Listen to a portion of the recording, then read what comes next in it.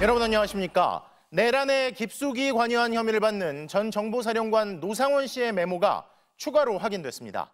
여기엔 과거 윤석열 전 대통령의 당선엔 문제가 없지만 국회의원 상당수는 부정선거로 당선된 가짜라며 탄핵에 법적 효력이 있느냐는 터무니없는 내용이 적혀 있었는데요.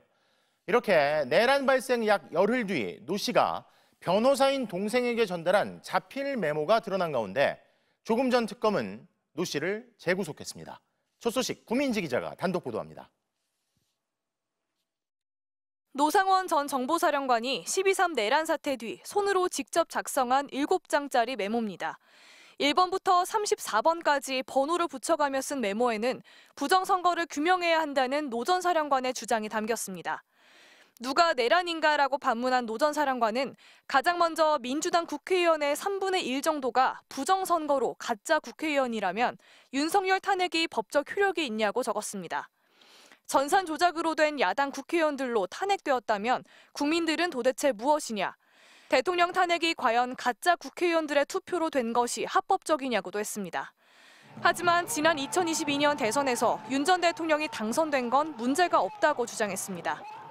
당시에도 선관위가 전산 조작은 했지만 결과가 뒤집히지 않을 만큼 윤석열 전 대통령 표가 많이 나왔다는 겁니다.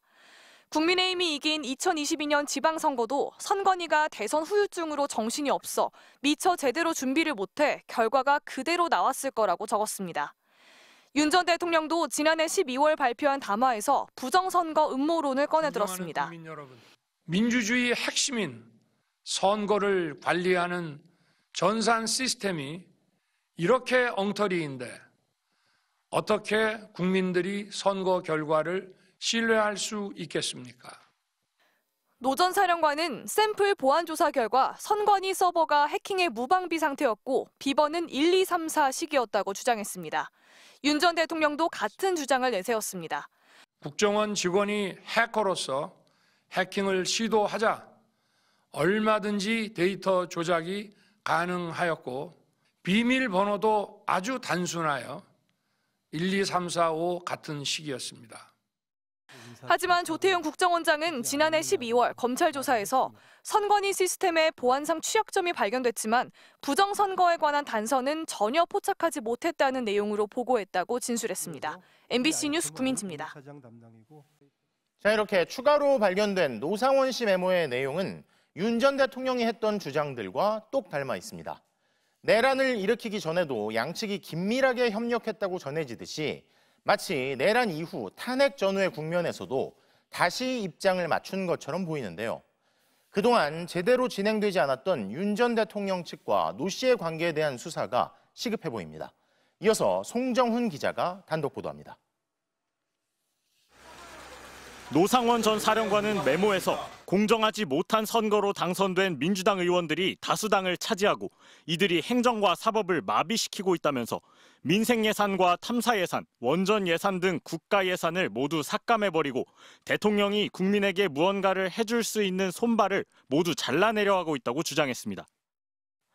그러면서 선관위는 헌법기관이라고 손도 못 대게 한다며 대통령으로서 국민들에게 이를 알릴 방법이 무엇이 있느냐고 적었습니다. 부정선거를 알리기 위해 어쩔 수 없이 경고성 계엄을 했다는 윤 전 대통령 주장과 맞아떨어집니다.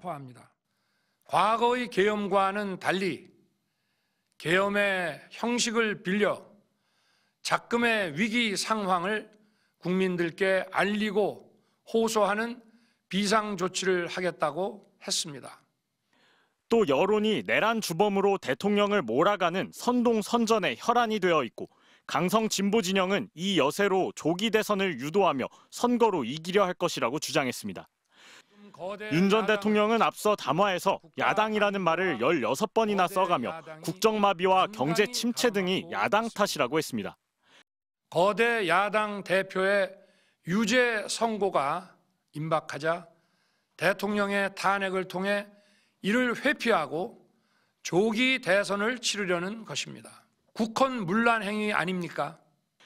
노 전 사령관의 주장은 내란 사태의 책임을 야당에게 떠넘기며 극우 세력의 결집을 이끌어내려던 윤 전 대통령의 발언과 맥락을 같이 합니다. 그러면서 그 선거가 공정하다면 그나마 다행이지만 공정을 담보하기는 너무도 어렵다며 부정선거 의혹을 거듭 제기했습니다. MBC 뉴스 송정훈입니다. 다 잡아 족치면 부정선거가 확인될 거라며 선관위 직원을 체포해 가둘 계획까지 세웠던 노상원 씨인데요. 이번 메모에서도 내란 당시 정보사가 선관위에 진입해 서버를 촬영했을 때 논란 의원들이 많을 거라며 적반하장식으로 억지를 이어갔습니다. 이어서 이혜리 기자의 단독 보도입니다. 비상계엄 당시 선관위 전산실에 난입한 계엄군. 계엄이 해제된 뒤에도 한동안 선관위를 떠나지 않았습니다. 노상원 전 사령관은 선관위 서버실 점거를 지시했다는 혐의를 받고 있습니다. 그런데 노 전 사령관은 계엄 후 작성한 메모에서 정보사가 선관위에 진입해 서버를 촬영했을 때 논란 의원들이 많을 것이라고 주장했습니다. 이어 선관위원장은 왜 서버 교체 검토를 했느냐며 정보사가 들고 간 것도 아니고 탈취당한 흔적이 없다고 했는데 왜 이런 말을 했느냐고 적었습니다. 계엄 직후 선관위가 20억 원의 돈을 들여 서버 교체를 검토한다는 일부 언론 보도가 나왔지만 선관위는 계엄군의 무단 점거로 보안 대책을 마련하고 있고 서버 교체는 검토한 사실이 없다고 했습니다. 하지만 노 전 사령관이 선관위가 서버를 교체해 부정선거 흔적을 없애려 한다는 음모론에 동의하는 취지의 글을 적은 겁니다. 부정선거 음모론을 입증할 증거가 발견되지 않았는데도 또 다른 의혹을 추가로 제기한 셈입니다. 노 전 사령관은 전산실 직원 5명은 내막을 잘 알고 있을 거라며 이들의 재산, 계좌, 근무 경력, 채용 관계, 그리고 이들을 조종하는 배후 세력 조사가 필요하다고도 주장했습니다.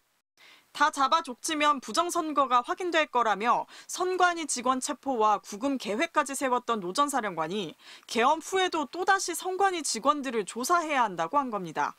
그러면서 조혜주 전 선관위원을 언급했습니다. 조혜주의 뒤를 봐준 사람이 누구인가?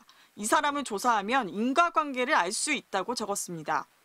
조 전 의원은 계엄군에 하달됐던 체포 명단과 계엄 한 달 전쯤인 지난해 11월 9일 여인영 전 방첩사령관이 휴대폰에 기록한 14명 명단에 이름이 기록됐습니다. 특검은 비상계엄 국면 전반에 깊숙이 개입하고 계엄 이후에도 선관위에 대한 불법적인 조사를 주장한 노 전 사령관의 혐의 규명에 속도를 내고 있습니다. MBC 뉴스 이혜리입니다. 자, 그럼 법조팀 구민지 기자에게 좀 더 물어보겠습니다. 자, 구 기자. 왜 전에 노상원 문건 수첩이라고 해서 비상계엄 목적이 반대 세력 수거해서 제거한 뒤에 장기 집권하려던 거다. 뭐 이런 내용이 있었잖아요. 그때랑 필체는 언뜻 비슷해 보이는데 그때는 꼭 누가 적어주는 거 막 받아 쓴 것처럼 빨리 흘려 쓴 걸로 보이고 이번에는 좀 정서가 돼 있는데 이번 메모는 어떤 과정을 통해서 입수가 된 겁니까? 네, 노상원 수첩을 확보했던 경찰 특수단이 지난 1월 노 전 사령관의 변호인이기도 한 이 친동생의 자택을 압수수색하면서 입수한 건데요. 네. 손글씨로 쓰여진 이 메모는 동생의 휴대폰에 사진 형태로 보관이 돼 있었습니다. 동생은 지난해 12월 13일에서 14일 사이 충남 서천에 있는 어머니 집에서 노 전 사령관으로부터 이 메모를 받았다고 진술했습니다. 14일은요, 윤석열 전 대통령에 대한 탄핵소추안이 국회에서 가결된 날이고 바로 다음 날인 15일엔 노 전 사령관이 내란 혐의로 긴급 체포됐는데요. 형이 체포되자 이 메모가 변론에 중요할 수도 있겠다는 생각이 들어서 사진으로 촬영해 보관했고 원본 종이는 찢어서 버렸다고 진술했습니다. 그렇군요. 근데 이게 메모에는 온통 마치 윤 전 대통령과 짜맞춘 듯이 부정선거 주장하는 내용이 가득했잖아요. 근데 이걸 진짜 믿어서 그런 건지 아니면 심지어 자신이 판단 능력을 상실했음을 뭐 일부러 보여주려는 건지 왜 체포되기 직전까지 이런 메모를 남긴 걸까요? 네, 노 전 사령관은 메모가 자신의 생각을 담은 거라고 했습니다. 동생에게는 자신이 부정선거에 대해서 공부도 많이 했고 그 내용을 많이 알고 있다면서 관련 내용을 정리했으니 관심을 가져보라고 했다는 겁니다. 네. 노 전 사령관 측은 그동안 재판에서 공소 사실을 전부 부인하는 입장이라고 밝혔죠. 비상계엄과 관련 있냐는 이 친동생의 질문에도 노 전 사령관은 아니라고 했다고 합니다. 하지만 자필 메모에는 부정선거에 대한 생각과 대응 방안까지 구체적으로 담겨 있습니다. 윤 전 대통령이 탄핵 위기에 처하고 또 내란 혐의가 짙어지자 비상계엄 관련 정당성을 다시 한번 강조하려는 의도로 풀이됩니다. 김용현 전 국방장관 측은 부정선거와 관련해 이 노 전 사령관에게 자문을 제공받은 건 맞다고 시인을 했었는데요.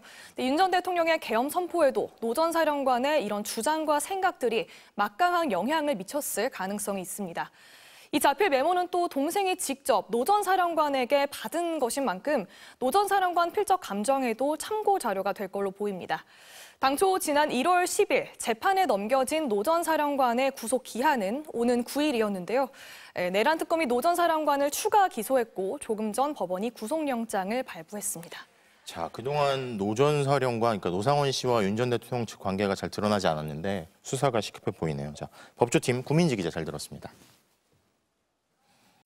다음 소식입니다. 지난 1월 대통령 관저에서 경호처 직원들을 사지로 내몰며 체포영장 집행을 막으라고 지시한 장본인이 누구일지 다들 한 사람을 의심했는데요.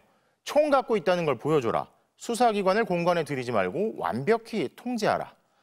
여러 증언과 물증을 확인한 결과 윤 전 대통령의 지시였다는 게 특검의 판단인데 윤 전 대통령 이번에도 책임을 아랫사람에게 돌리고 있죠. 구승은 기자가 보도합니다. 1차 체포영장 집행이 무산되고 2차 체포영장 집행이 다가오던 지난 1월 13일 검은 전술복을 입고 헬멧을 쓴 채 허리까지 내려오는 긴 배낭을 맨 요원들이 한남동 대통령 관저 주변을 순찰하는 모습이 포착됐습니다. 중무장한 대테러팀 요원들이었습니다. 특검은 이런 무장을 윤 전 대통령이 지시했다고 봤습니다.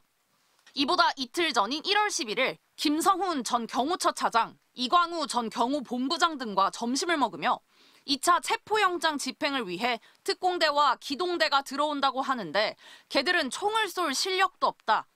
경찰은 전문성도 없고 총은 경호관들이 훨씬 잘 쏜다며 경찰은 니들이 총기를 갖고 있는 것을 보여주기만 해도 두려워할 거다. 총을 갖고 있다는 걸 좀 보여줘라고 했다는 겁니다. 이후 김 전 차장 등은 경호처에 화기를 소지한 채 외부에서 잘 보일 수 있도록 폭넓게 순찰하라고 지시한 것으로 드러났습니다. 1월 3일 1차 체포영장 집행 당시 경호처의 3중 저지선도 윤 전 대통령의 지시에서 비롯됐다는 게 특검의 판단입니다. 윤 전 대통령이 체포영장이 불법이니 수사기관을 공관촌에 들이지 말라고 지시하자 경호처는 먼저 공관촌 정문 뒤에 대형 버스로 차벽을 세웠습니다. 2차 저지선은 공관촌 정문에서 대통령 관저로 이동하는 중간 길목, 중형 크기의 버스와 55경비단 소속의 소형 전술 차량 한 대가 설치됐습니다. 대통령 관저 앞에도 여러 대의 차량으로 구축된 3차 저지선이 형성돼 있었습니다. 공수처 검사와 수사관들은 어렵게 저지선을 뚫고 들어갈 때마다 멱살을 붙잡히는 등의 폭행을 당했습니다. 현장을 지휘한 박종준 전 경호처장과 김성훈 전 경호차장은 보안 메신저를 통해 실시간으로 체포 저지 상황을 윤 전 대통령에게 보고했습니다. 이렇게 체포영장 집행이 무산된 후 윤 전 대통령은 김 전 차장에게 다시 경호구역에 대한 완벽한 통제를 주문했고 관저 곳곳엔 철조망이 등장하기 시작했습니다. 경호처 소속 대원들은 2차 체포영장 집행을 저지하기 위한 인간띠 훈련에 여러 차례 참여해야 했습니다. 특검은 윤 전 대통령이 직무가 정지돼 경호처에 지시를 할 권한이 없는데도 이 같은 불법 행위를 지시했다며 윤 전 대통령에게 특수공무집행방해, 직권남용, 범인도피 교사 혐의를 적용했습니다. 윤 전 대통령 측은 체포영장 집행 저지를 지시한 사실이 없다고 반박했습니다. MBC 뉴스 구승우입니다.